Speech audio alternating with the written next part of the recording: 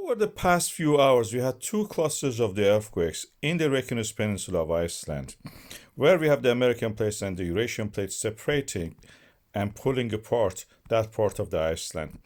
These two earthquake clusters, you can see them. They are clustering at two locations. One is in the Krýsuvík volcanic system, and the other one is the Brennisteinsfjöll volcanic system. They're normal in that sense that they're happening all the time. And up to now, I would have said that these are tectonic.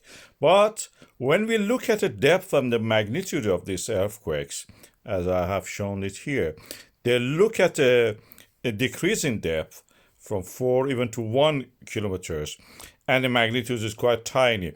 If this is the case, I would call it these are the earthquakes created by the propagation or propagated by the movement of the magma propagated earthquakes, I would call them, fractures in that ground. And we have evidence further to show that there is a movement of magma. These are the GPS stations for the Krýsuvík volcanic system that I have the data for it. You can see that the Odafell one, a slight rise in the just the past few days. You can see that the trend is there. And in the other one, this is the Odafell still.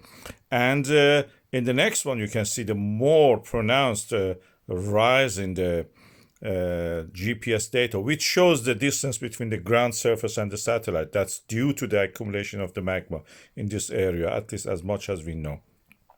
And there is an upward trend. Further to that, when we plot them on the map, we can see clusters of the land rise, magma accumulation, in 4 different regions. If you go in more detail, we can see more than that. These are just the 4 I'm showing now here. First is the Svartsengi, second is the Volcanic. More interestingly, we never had it before in the past few years. This is the Krýsuvík, and then Brennisteinsfjöll. We can see the this magma accumulation by the GPS data shown this way. This is just the data for the past few days. You can see that. And this is due to the pulling apart and the fall down of the fractures created by this pulling apart, and then subsequent rise of the magma. Eventually, when the magma reservoir is built at the shallow depth, it may erupt. This is the movement of these plates I'm showing here along this file. Transform faults, transfer it from one volcanic system, the movement, the pull, to the next one.